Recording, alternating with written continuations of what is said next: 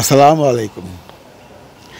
বাংলাদেশের ইতিহাসে আজকে যে ঘটনাটা ঘটল, এইটা নিকট সময়ে ঘটেছে কিনা আমার সন্দেহ আছে। যেখানে স্টেজ করেছে তার সামনেও লোক, তার পিছনেও লোক, তার ডানেও লোক, তার বাঁয়েও লোক। বাইরে ভাই এত মানুষ আমি ঢাকা শহরে আমি যেই নাই, কোনো মিটিংয়েই দেখি নাই। বহুত বড় বড় মিটিং দেখছি জীবনে, আজকের মতো মিটিং দেই নাই রে ভাই। আমাদের ঢাকার লোক কিন্তু খুব বেশি একটা নাই, কারণ ঢাকার লোক যদি সবাই আসতো তাহলে জায়গায় দিতে পারতো না।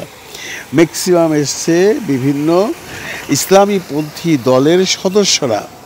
আমার সাথে কথা হয়েছে আমাদের ময়মনসিংহের এক বন্ধুর ছেলের সাথে।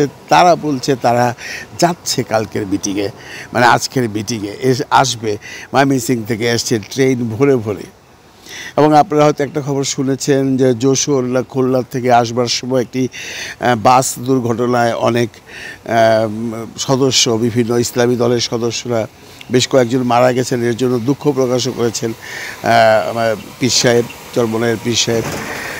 তো বিচ্ছিন্ন ঘটনা, এরকম দুই একটা ঘটনা ব্যতীত এত সুন্দর, এত সুশৃঙ্খল, এত মানুষের সমাগম হবার পর সেইটাকে ম্যানেজ করে মিটিং কমপ্লিট করা, এটা এটা এটা যদি উপরওয়ালা মানে মহান সৃষ্টিকর্তার কোনো, আল্লাহ তাআলার কোনো হাত না থাকে তাহলে সম্ভব নয়।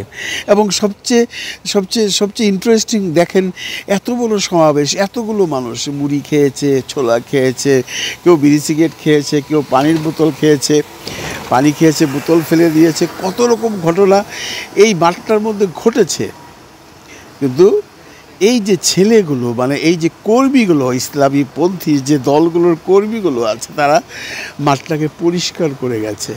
এই দৃষ্টান্ত কি আমরা অতীতে এই ইসলামী দলগুলোর কোনো মিটিং ব্যতীত আমরা দেখেছি কখনো? আমার তো জানা নেই।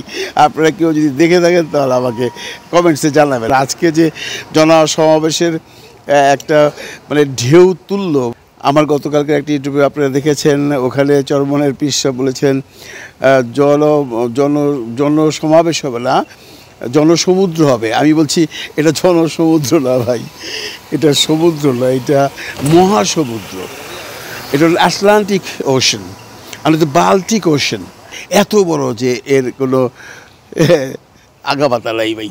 কী পরিমাণ লোক যে হয়েছে সেটা ড্রোন শট যখন দেখাইছে তখন আমরা বুঝতে পারছি। এর আগে বুঝতে পারি না, কারণ আমরা সামনের দিকগুলো দেখছি, ডান দেখছি, বাঁ দেখছি, কিন্তু মঞ্চের পিছনেও ঠিক এতগুলো মানুষ ছিল, যতগুলো মানুষ সামনে ছিল।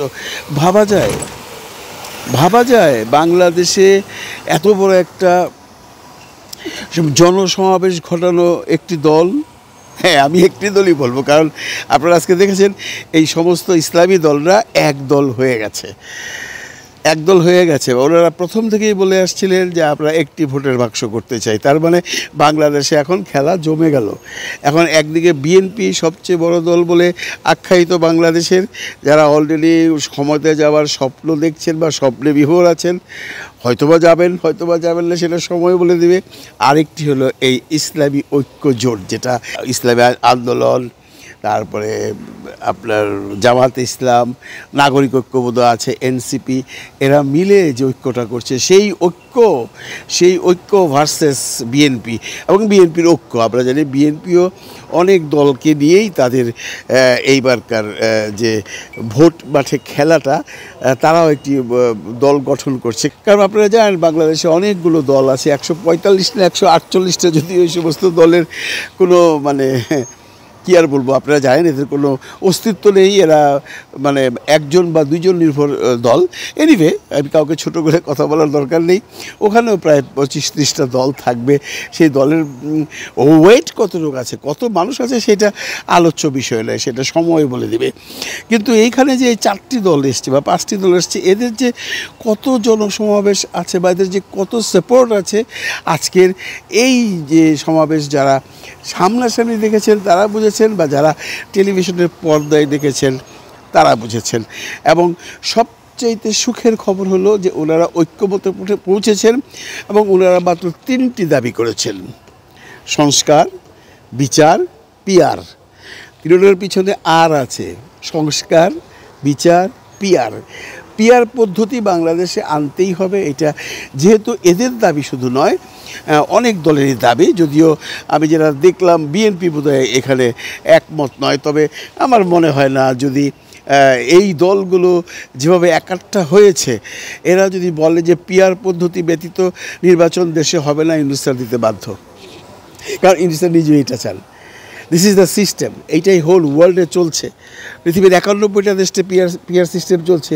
আপনারা বললেই হবে নাকি যে বাংলাদেশে এটা সম্ভব না? কেন সম্ভব না? বাংলাদেশে কি কোনো দেশ না? বাংলাদেশ একটা গণতান্ত্রিক দেশ। অন্য 91টা দেশে চলতে পারলে আমাদের দেশে কেন চলবে না? কি যুক্তি দেখান ভাই আপনারা যারা বলেন যে পিয়ার সিস্টেম এখন চলবে না?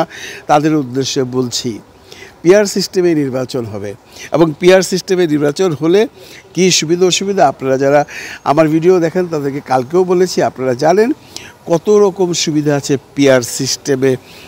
ইলেকশন হবার পর যে সংসদ হবে সেটা যে কত একটা মানে ইম্পর্টেন্ট হবে, এবং কত যে সেখান থেকে বিভিন্ন রকম সুবিধা অসুবিধা বেরিয়ে আসবে, যেটা জনগণের জন্য। তো কেন করবেন না আপনারা? আজকে ইসলামী দলগুলোর এই একই আলোচনা ছিল সবারই। জামাতে বলেন, জামাত ইসলাম বলেন, চরমনের পীর সাহেব বলেন, বা সার্জিসদের বলেন, এনসিপি বলেন, সবারই একই আন্দোলন, একই কথা, একই আশা, দ্যাট ইজ সংস্কার, বিচার, পিয়ার। এই 3 আরকে নিয়েই থাকতে হবে। প্রফেসর ডক্টর মোহাম্মদ ইউনূস এখন কি করবেন আমি জানি না। তবে প্রফেসর ডক্টর মোহাম্মদ ইউনূস আজকের এই এটা দেখবার পর বুঝেছেন যে উনি যা চাচ্ছেন দেশ সেই দিকেই যাচ্ছে। যারা বলছিলেন যে প্রফেসর মোহাম্মদ ডক্টর ইউনূসকে আপনারা নামিয়ে দিবেন, আপনারা ফেলে দিবেন, আপনারা এমনও বলেছেন যে উনি পালাবার পথ পাবে না, আজকে যখন সমাবেশের পর হয়তো আপনারা বুঝেছেন যে এই যে সমাবেশটা হলো, এই যে মহাসমুদ্রটা হলো, এই সমুদ্র কার পক্ষে কথা বলেছে। যদিও প্রফেসর ইউনূসের 2-একটা সমালোচনা হওয়া উচিত। আমি নিজেও বলি, কোনো কাজে যদি আপনি সাকসেস না হন তাহলে তার সমালোচনা করতে হবে। ইসলামী দলগুলো এখানে কাউকে ছাড় দেয় না, প্রফেসর ইউনূসকেও ছাড় দেননি। এখানে ইসলাম বলে ওনারা পরিষ্কার করে দিয়েছেন। ওনাদের চরমনের পীর সাহেব একদম সোজা ভাষায় বুঝিয়ে দিয়েছেন হোয়াট ইজ দিয়ার এইম, মানে এই যে এই জোটবদ্ধ দলের এইম কি। ওনারা এমন কোনো কথা নেই যেটা মানুষের মনে আছে বলতে পারেনি, সেটা বলে দিয়েছেন।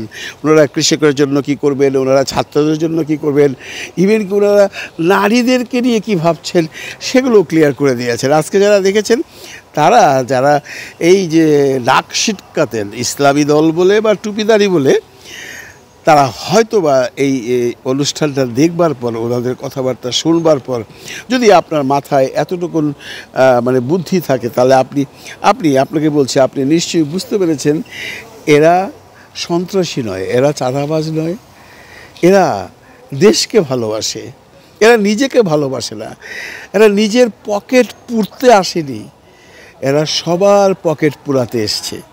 সবার অধিকার এরা মানুষের মাঝে ফিরিয়ে দিতে এসছে। যে মানুষজন, যে আমরা এতগুলো মানুষজন এত বছর যাবৎ, 16.5 বছর যাবৎ অত্যাচারিত হয়েছি, লাঞ্ছিত হয়েছি, সেটি আর হবে না। আপনারা দেখেছেন এখানে হিন্দু মুসলিম ঐক্য পরিষদেরও মানুষ ছিল, এখানে আপনার বৌদ্ধ পরিষদেরও নেতারা ছিলেন। তার মানে কি? তার মানে তাদেরকে বোঝানো হয়েছে যে তোমরা যেটা ভাবছো যে জামাতে ইসলাম বা ইসলামী দলগুলো বেসিক্যালি কমিউনাল, দ্যাটস রং। তারা আজকেও সেটা পরিষ্কার করে দিয়েছে যে দে আর নট কমিউনাল। তারা ইসলামকে ভালোবাসে, সে তার ধর্মকে ভালোবাসবে। একজন হিন্দু তার ধর্মকে ভালোবাসবে, একজন বুদ্ধিস্ট তার ধর্মকে ভালোবাসবে, একজন খ্রিস্টান সে তার ধর্মকে ভালোবাসবে। সবার প্রতি থাকবে শ্রদ্ধা। ইসলামপন্থী যদি কেউ দেশের সরকার গঠন করে, সবার থাকবে সম অধিকার। এই বার্তাই তারা দিয়েছেন। এর জন্যই আজকের এই সমাবেশ successful. Hats off to all of the members of ইসলামী ঐক্যজোট। ভালো থাকবেন সবাই, ভালো লাগবেন সবাইকে। আল্লাহ হাফিজ।